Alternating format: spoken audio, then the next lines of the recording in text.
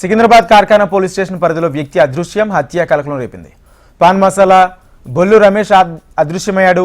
ఈ నెల 18వ తేదీ నుంచి తన భర్త కనిపించడం లేదంటూ భార్య పోలీసులకు ఫిర్యాదు చేసింది. తన భర్తకు బండ్లగూడకు చెందిన వ్యాపారవేత్త అహ్మద్ కాద్రీతో విభేదాలు ఉన్నట్లు భార్య తన ఫిర్యాదులో పేర్కొంది. కేసు నమోదు చేసుకున్న పోలీసులు టాస్క్ ఫోర్స్ను రంగంలోకి దింపి కాద్రీని అదుపులోకి తీసుకున్నారు.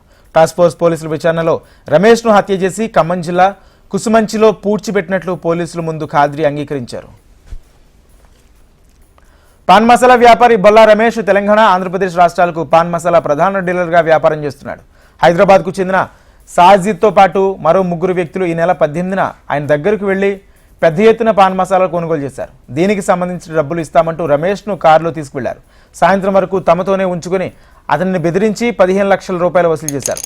అంతటితో ఆగకుండా మరింత డబ్బు కావాలని బెదిరించారు. అనంతరం తమ బండారం బయటపడుతుందని భయపడి రమేష్ను హతమార్చాలని నిర్ణయించుకున్నారు. కారులోనే టవల్తో ఊపిరాడకుండా చేసి హత్య చేశారు. మృతదేహాన్ని ఖమ్మం సూర్యాపేట సర్వీస్ రోడ్డు పక్కన కుసుమంచి మండలం లింగారం తాండా సమీపంలో మిరప తోటలో పడేసి రాయితో తలపై బలంగా కుట్టి గుర్తుపట్టలేనంతగా చేసి వెళ్లిపోయారు. ఈ నెల 18న రమేష్ భార్య జనని ఇచ్చిన ఫిర్యాదు మేరకు కార్ఖానా పోలీసులు కేసు నమోదు చేశారు. సీసీ ఫుటేజ్ ఆధారంగా హైదరాబాద్కు చెందిన సాజిద్ అలియాస్ మునీర్ను అదుపులోకి తీసుకుని విచారించగా రమేష్ను తామే హత్య చేసినట్లు నేరాన్ని అంగీకరించాడు.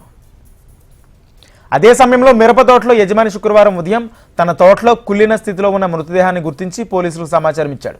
మరోవైపు అదే సమయంలో నిందితులను తీసుకుని పోలీసులు హైదరాబాద్ నుంచి ఘటనా స్థలానికి చేరుకున్నారు. రమేష్ మృతదేహాన్ని స్వాధీనం చేసుకున్నారు.